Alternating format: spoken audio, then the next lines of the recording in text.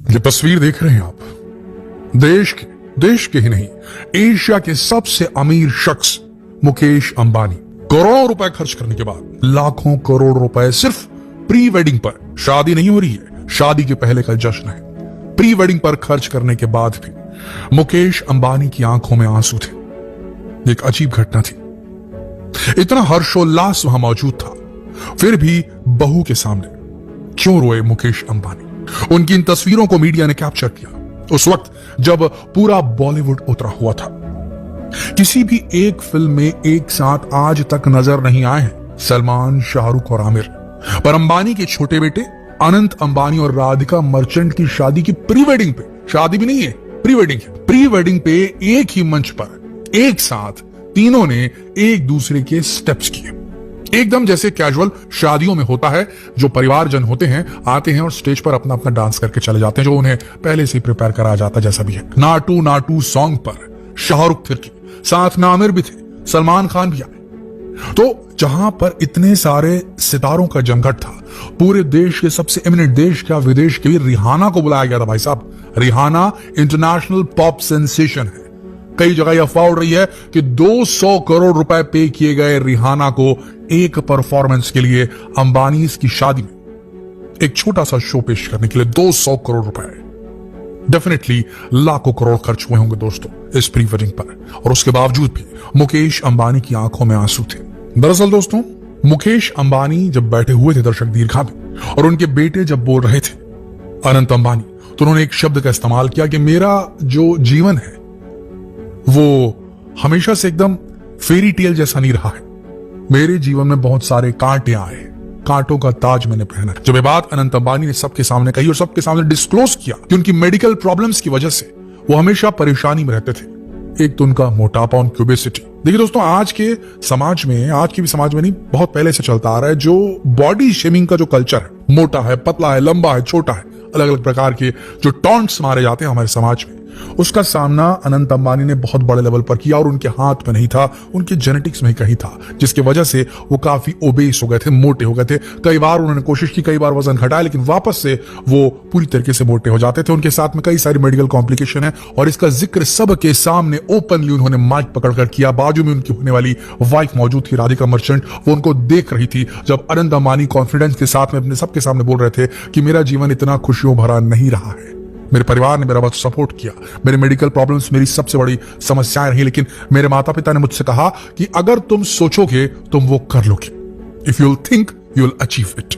ये बात जब कही अनंत अंबानी ने, तो ताली पीटते हुए मुकेश अंबानी की आंखों से आंसू निकल गया। उस वक्त अनंत अंबानी ने यह भी कहा कि राधिका मर्चेंट इतनी खूबसूरत है, मुझे कैसे मिल गए, मुझे आज तक बिलीव नहीं होता। तो उन्होंने अपने हर चीज को एक्सेप्ट किया पब्लिक के सामने में। ये देखकर, उनकी डेयरिंग को देखकर मुकेश अंबानी की आंखों से आंसू निकल गया। शायद उनके दिमाग में वो सारा चीज चला होगा जो बचपन से आज तक वो अनंत अंबानी के लिए देखते आए होंगे। उनकी मेडिकल कंडीशंस, एशिया का सबसे अमीर शख्स दोस्तों, लेकिन कुदरत के सामने वो भी कुछ नहीं कर सकता था। मेडिकल प्रॉब्लम्स थी, शायद उनमें जो समस्याएं होंगी वो याद आ गई होंगी मुकेश अंबानी को। फिर राधिका मर्चेंट ने बोलना शुरू किया और इन दोनों के बोलने पर बुरी तरीके से भावुक हो गए थे मुकेश अंबानी। उनकी आंखों से आंसू बह रहे थे और हाथ चल रहे थे, तालियां बजा रहे थे। तो एक बहुत ही अलग किस्म का माहौल हो गया था जामनगर के अंदर। जामनगर वही शहर है दोस्तों जहां धीरू भाई अंबानी रहते थे, जहां धीरू भाई अंबानी की वाइफ कोकिला बेन रहती थी। कोकिला बेन जो है वो भी वहां मौजूद थी, जो दादी है अनंत अंबानी की, और कोकिला बेन जामनगर से आती है। तो उन्होंने जामनगर में ही सोचा कि वहीं पर ये पूरा जो फेस्टिविटीज है वो की जाएंगी, प्री वेडिंग जो होगी वो जामनगर में होंगी, और वहां पर वनतारा को दिखाने आए थे। वनतारा समझ लीजिए एनिमल रेस्क्यू की एक जगह है जहां पर लाचार और जख्मी जानवरों को आश्रय दिया जाएगा। अलग अलग प्रकार के एक्सोटिक जानवर होंगे, नॉर्मल जानवर होंगे, उनको दिया जाएगा। और वनतारा जो प्रोजेक्ट था, इस सन 2008 में जब 10-12 साल के थे अनंत अंबानी, तब उन्होंने अपने दिमाग में लाया था। उनका अलग एक बोलना चाहिए लगाव है जानवरों के प्रति, वाइल्ड लाइफ कंजर्वेशन की तरफ उनका एक अलग इंटरेस्ट है, जिसको लेकर वनतारा का उन्होंने सोचा था, उन्होंने सपना देखा था 2008 में, और वो अभी उसको सामने लेकर आ रहे हैं दुनिया के। दोस्तों, कुल मिलाकर देखा जाए, देखिए अलग अलग लोगों के अलग अलग परसेप्शन होते हैं। हमेशा जो टॉप पे आदमी रहता है, लोग उसकी लेग पुलिंग करते हैं, उसको खींचने की कोशिश करते हैं, उसके ऊपर अलग अलग प्रकार के आरोप लगाते हैं। लेकिन एक बार को अगर आदमी रुक करके सोचे कि अगर वो अपॉर्चुनिटीज जो अंबानी को मिली थी, अगर वो आपको मिलती, तो क्या आप उनका दोहन नहीं करते? ये भी सोचने वाली बात है। तो दोस्तों, सीधी सी बात है, हर आदमी की अपनी एक जिंदगी होती है, अपनी एक लाइफ होती है, उसकी एक कार्यशैली होती है, उसका एक वर्क फील्ड होता है और उस वर्क फील्ड में अलग अलग रुकावटें होती है। अगर देश के अंदर रुकावटें नहीं होती, करप्शन नहीं होता, सब कुछ एकदम बैलेंस में चलता, तो किसी को भी गलत तरीके अख्तियार करने की जरूरत नहीं पड़ती पैसे कमाने के लिए। लेकिन ये रियलिटी है, सैड रियलिटी है कि दुनिया इस तरीके से एकदम फेरी टेल की तरह ऑपरेट नहीं करती है। बिजनेसमैन को सीधे रास्ते भी अपनाने पड़ते हैं और थोड़ा तिरछा भी होना पड़ता है जब जरूरत पड़े तो। ये रियलिटी है। और ऐसा करते हुए अगर अपॉर्चुनिटीज उनके फेवर में काम करी तो उसमें क्या ही बुरा है। देश के लिए भी करते हैं अंबानी, ये बात तो है। अब उसको लेकर कई लोग एकदम नेगेटिव भी बोलना शुरू करते, तो हर व्यक्ति का एक नेगेटिव पार्ट होता है और एक पॉजिटिव पार्ट होता है, हर आदमी का होता है। कोई भी आदमी कंप्लीटली व्हाइट नहीं हो सकता।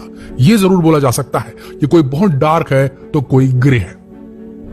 तो इस तरीके से किसी को टारगेट करना गलत है। अलग अलग जगह पर बोला जा रहा है कि इतनी शादी महंगी की जा रही है वगैरह वगैरह, उनके पास में है तो वो कर रहे हैं, अफोर्ड कर सकते तो कर रहे हैं।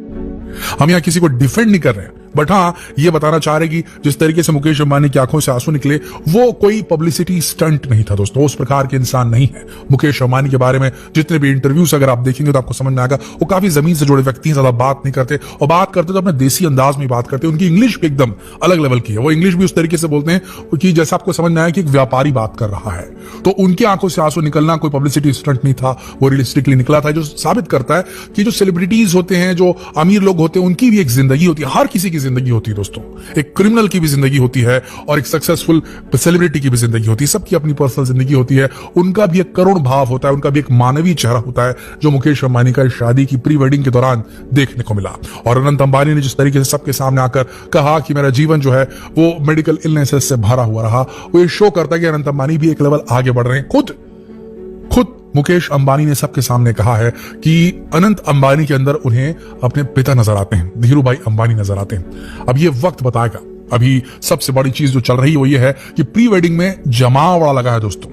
हर प्रकार के व्यंजन, 65 इंटरनेशनल क्वालिटी के शेफ्स, बावर्ची लगाए गए हैं। हर प्रकार की सुविधाओं से लैस है जामनगर का वो इलाका जहां पर यह सारा फंक्शन ऑर्गेनाइज किया जा रहा है। देश भर की सेलिब्रिटीज, देश भर के बड़े बड़े बिजनेस टाइकून, देश भर के बड़े बड़े राजनीतिज्ञ, विदेशों के राजनीतिज्ञ, विदेशों के बड़े बड़े बिजनेस टाइकून और विदेशों की बड़ी बड़ी सेलिब्रिटीज, बिल गेट तक आकर गए हैं दोस्तों। आप समझ लीजिए, आज आखिरी दिन है। 1 से 3 तारीख तक ये फंक्शन चलना था, आज आखिरी दिन है। आज मेगा शो होने वाला है। रणबीर कपूर, आलिया, रणवीर सिंह, दीपिका, सारे लोग वहां पहुंच चुके हैं और वहां एकदम बिग बैश आज होने वाला है। तो दोस्तों ये थी जानकारी अनंत अंबानी और राधिका मर्चेंट की प्री वेडिंग की और क्यों मुकेश अंबानी भावुक हो गए थे उस पर। आशा करते हैं ये वीडियो आप सबको देखकर अच्छा लगा होगा। अगर ये वीडियो आपको पसंद आई तो अपने तक सीमित बिल्कुल रखें, इसे शेयर करें फेसबुक पर, व्हाट्सएप पर, यूट्यूब पर। जल्द मिलते हैं आपसे अगली वीडियो में। तब तक के लिए आप सबका इस वीडियो के अंत तक बने रहने के लिए दिल से धन्यवाद।